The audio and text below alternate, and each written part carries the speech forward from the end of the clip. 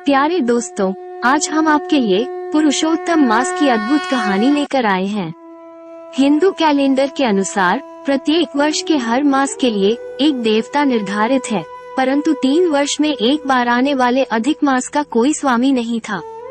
इस अधिक मास का अधिपति बनने के लिए कोई भी देवता तैयार नहीं हुआ। अधिक मास में समस्त शुभ कार्य, देव कार्य तथा पितृ कार्य वर्जित माने जाने लगी।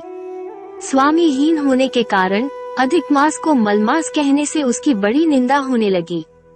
इस बात से दुखी होकर मलमास श्री हरि विष्णु जी के पास गया और उनको अपनी व्यथा सुनाई। तब श्री हरि विष्णु जी उसे लेकर गोलोक पहुँचे। गोलोक में भगवान श्री कृष्ण ने मलमास की व्यथा जानकर उसे वरदान दिया, अब से मैं तुम्हारा स्वामी हूँ। मैं पुरुषोत्तम नाम से विख्यात होऊंगा और तुम्हें अपना यही नाम दे रहा हूँ। आज से तुम मलमास के बजाय पुरुषोत्तम मास के नाम से जाने जाओगे। इसलिए प्रति तीसरे वर्ष में तुम्हारे आगमन पर जो व्यक्ति श्रद्धा भक्ति भाव के साथ कुछ अच्छे कार्य करेगा, उसे कई गुना पुण्य मिलेगा। इस प्रकार भगवान ने अनुपयोगी हो चुके अधिक मास को धर्म और कर्म के लिए उपयोगी बना दिया।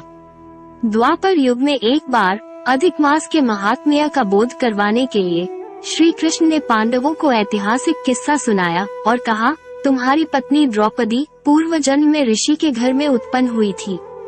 उस सुंदर तथा गुणवान कन्या के लिए ऋषि को कोई उचित वर नहीं मिला। पिता की मृत्यु के उपरांत ऋषि की कन्या को सांत्वना देने के लिए दुर्वासा ऋषि आए। दुर्वासा ऋषि ने उस कन्या के हित में सोचकर कहा, अब से 3 महीने बाद सबसे शुभ पुरुषोत्तम मास शुरू होगा। ये पवित्र महीना श्री कृष्ण भगवान को अत्यंत प्रिय है। यदि आप इस महीने में पवित्र स्नान करेगी, कुछ दान करेगी और इस महीने के दौरान श्री कृष्ण के पवित्र नाम का जाप करेगी तो सारे दुख दूर हो जाएंगे। आपको सभी प्रकार की पूर्णता प्राप्त होगी और आपकी समस्त इच्छाएं पूर्ण होंगी। दुर्भाग्य से उस युवा ब्राह्मणी को दुर्वासा ऋषि की बातों पर विश्वास नहीं हुआ और उसने पुरुषोत्तम मास की कड़ी निंदा की। दुर्वासा ऋषि के जाने के बाद उस कन्या ने भगवान शिव की पूजा करने का फैसला किया। उसके किए हुए तप से प्रसन्न होकर भगवान शिव प्रकट हुए और बोले, हे तपस्विनी, तेरा कल्याण हो। मैं तुमसे प्रसन्न हूँ। तुम्हारे मन में जो मनोकामना है वो वर मांग लो। भगवान शंकर का वचन सुनकर ब्राह्मणी बोली, हे महादेव, मुझको पति दीजिए, पति दीजिए, पति दीजिए। मैं पति चाहती हूँ, मुझे पति दीजिए। मैंने हृदय में और कुछ नहीं सोचा है। ऐसा सुनकर भगवान शिव बोले, हे मुनि कन्या, तूने 5 बार पति मांगा है, अतः तेरे 5 पति होंगे। भगवान शिव की बातें सुनकर लड़की ने कहा, हे भगवान, एक लड़की के लिए 5 पति होना अत्यंत घृणित है। कृपा करके आप अपने शब्दों को वापस ले। भगवान शिव ने उसे कहा, यह मेरे लिए असंभव है। तुमने जो मुझसे मांगा है वही मिलेगा। तुम्हें अगले जन्म में 5 पति मिलेंगे। पहले तुमने ऋषि दुर्वासा की सलाह का पालन न करके पुरुषोत्तम मास को नाराज कर दिया था। हम सभी भगवान ब्रह्मा और नारद जैसे सभी महान संतों सहित भगवान श्री कृष्ण के आदेश पर इस पुरुषोत्तम माह की पूजा करते हैं। पुरुषोत्तम मास का भक्त इस जीवन में सभी सौभाग्य प्राप्त करता है और जीवन के अंत में भगवान श्री कृष्ण के निवास स्थान गोलोक धाम वापस जाता है। भगवान शिव के चले जाने के बाद युवा ब्राह्मणी अपने भविष्य के बारे में बहुत भयभीत हो गई। इस तरह कुछ दिनों बाद लड़की ने अपना शरीर छोड़ दिया। इस बीच राजा द्रुपद एक महान यज्ञ कर रहे थे।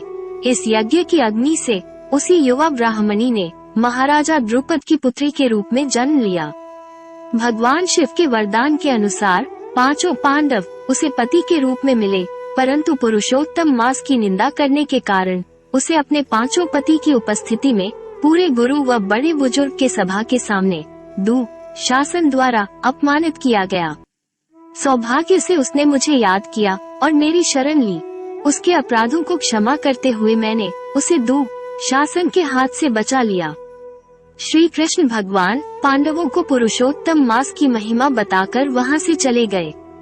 तब कुछ समय के बाद जब पुरुषोत्तम मास आया तो महाराजा युधिष्ठिर ने अपने छोटे भाई और पत्नी द्रौपदी के साथ इस पवित्र महीने के दौरान विभिन्न तरीकों से पुरुषोत्तम श्री कृष्ण भगवान की पूजा की।